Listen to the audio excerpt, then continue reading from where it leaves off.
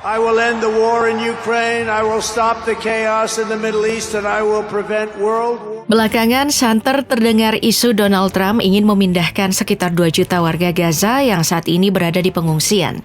Beberapa negara yang dimaksud Trump adalah antara lain Indonesia, Yordania, dan Mesir. Pernyataan ini dilontarkan oleh utusan Trump untuk Timur Tengah, Steve Witkoff. Ya, meski isu ini sebenarnya hampir mustahil untuk terrealisasi, tapi yang mesti digarisbawahi sekarang, bagaimana sebenarnya langkah Donald Trump dalam mengakhiri konflik di Timur Tengah di periode keduanya ini.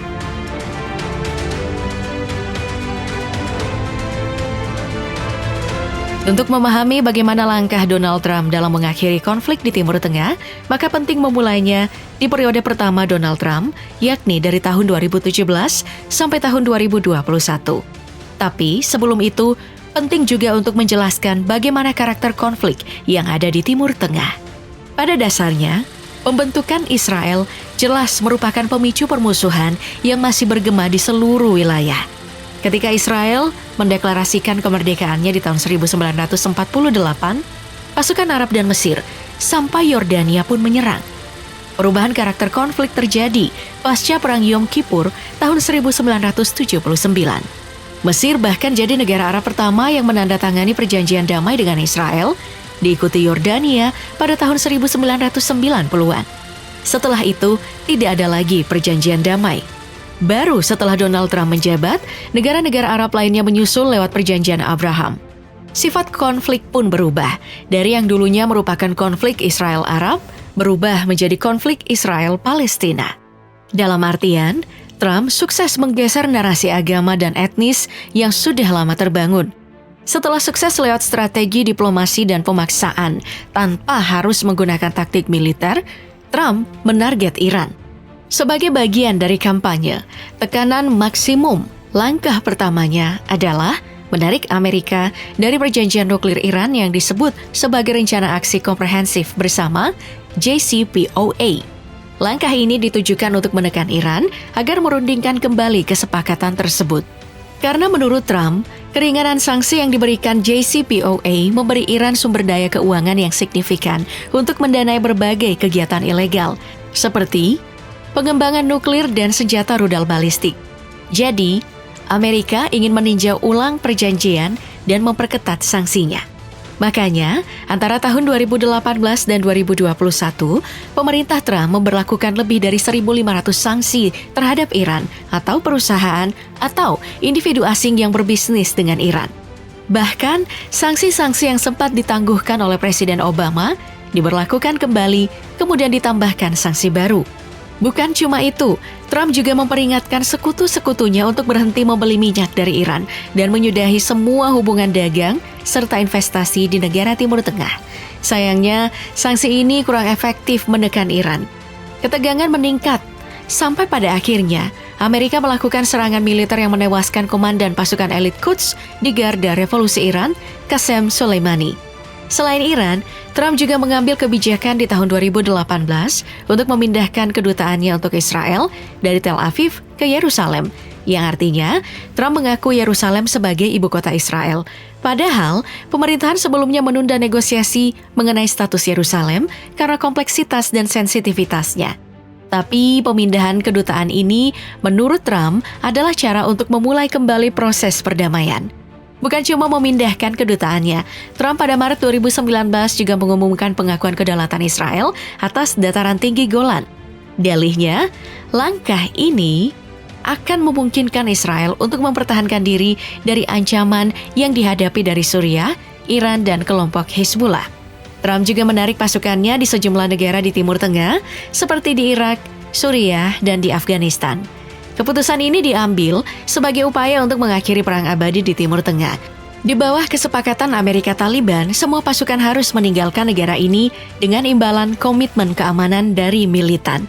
Keputusannya ini menuai kecaman dari partainya sendiri, tapi mendapat pujian dari Demokrat.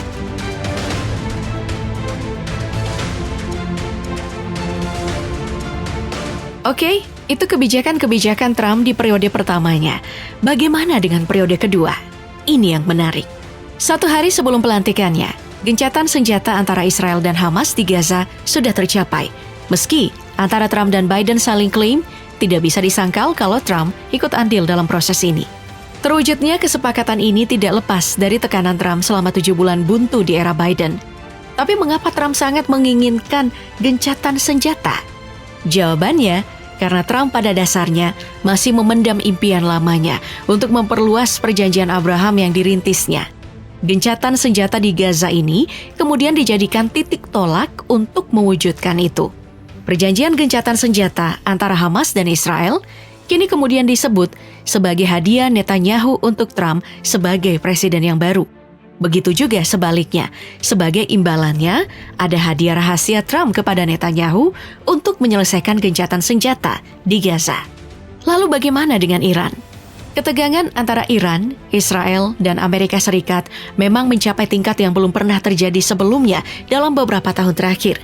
Antara Iran dan Israel telah terlibat dalam aksi militer langsung terhadap satu sama lain dengan serangan yang menargetkan infrastruktur dan aset penting. Tapi, posisi geopolitik Iran sudah melemah sejak tahun lalu. Hal ini tentunya membuat Iran berada dalam posisi yang jauh lebih lemah daripada saat negosiasi di tahun 2015. Trump mungkin tidak akan mengalami banyak kendala dalam melakukan negosiasi dengan Iran, apalagi untuk menerapkan komitmen Trump terhadap doktrin tekanan maksimum. Soal hubungan Amerika dan Israel selama masa jabatan kedua Trump, hubungan Amerika Serikat-Israel diperkirakan akan makin menguat, tercermin dalam dukungan luas pemerintah terhadap kebutuhan strategis, keamanan, dan ekonomi Israel. Hal ini tercermin dari dicabutnya sanksi terhadap pemukim Israel di tepi barat yang dijatuhkan oleh pemerintah sebelumnya karena terlibat dalam kekerasan terhadap warga Palestina. Keputusan Trump tersebut merupakan pembalikan dari tindakan kebijakan utama oleh pemerintahan Presiden Joe Biden yang telah menjatuhkan sanksi pada banyak individu dan entitas pemukim Israel, membekukan aset mereka di Amerika Serikat, dan secara umum melarang warga Amerika bertransaksi dengan mereka.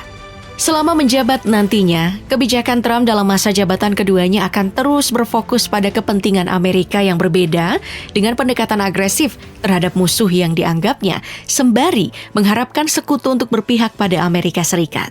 Alasannya karena Timur Tengah adalah arena ketegangan utama bagi kekuatan global yang bersaing, tetapi juga kawasan peluang ekonomi dan keamanan. Dalam konteks ini, Trump diharapkan untuk tetap meningkatkan dukungan Amerika Serikat bagi Israel, meskipun ketegangan mungkin muncul, khususnya mengenai upaya untuk mempromosikan deeskalasi regional.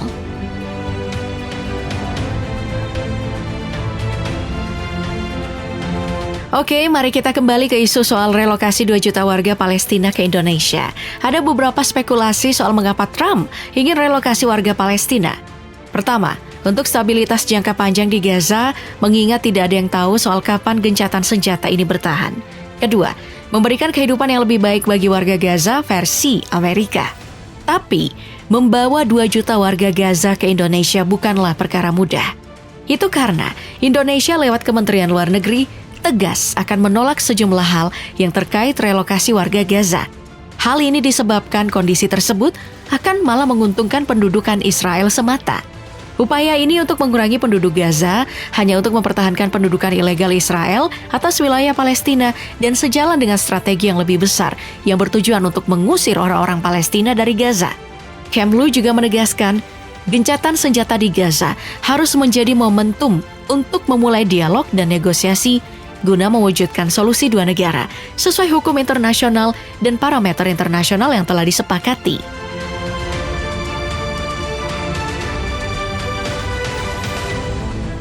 Pada intinya, meski Amerika Serikat berhasil membantu Israel menormalisasi hubungannya dengan negara-negara Arab, akan tetapi tetap sulit untuk mengubah arah konflik di Timur Tengah. Itu karena kunci dari tawar-menawar besar yang bisa mengubah Timur Tengah bukan cuma penerimaan Arab terhadap Israel, tapi penerimaan Israel terhadap hak-hak Palestina. Dan yang jadi kendala nantinya, karena Trump menjabat saat kawasan Timur Tengah menghadapi persimpangan jalan yang kritis. Gencatan senjata Gaza baru dimulai dengan indikasi yang mengkhawatirkan bahwa gencatan senjata ini tidak akan bertahan lama dan akan segera runtuh. Lebanon, di tengah gencatan senjata yang rumit dengan Israel, menghadapi transisi politik yang sulit setelah berakhirnya kekosongan presiden selama 2 tahun. Sementara itu di Suriah, dengan jatuhnya rezim Assad, negara ini mulai transisi politiknya sendiri di bawah kepemimpinan Hayat Tahrir al-Syam, organisasi teroris yang ditetapkan Amerika Serikat. Amerika Serikat punya peran penting dalam memediasi berakhirnya konflik-konflik ini dan mendukung transisi politik. Jika Amerika Serikat gagal memainkan peran konstruktif dan kooperatif secara proaktif dalam menghadapi tantangan ini, Amerika Serikat akan mendapati dirinya sekali lagi memainkan peran aktif terhadap krisis yang muncul.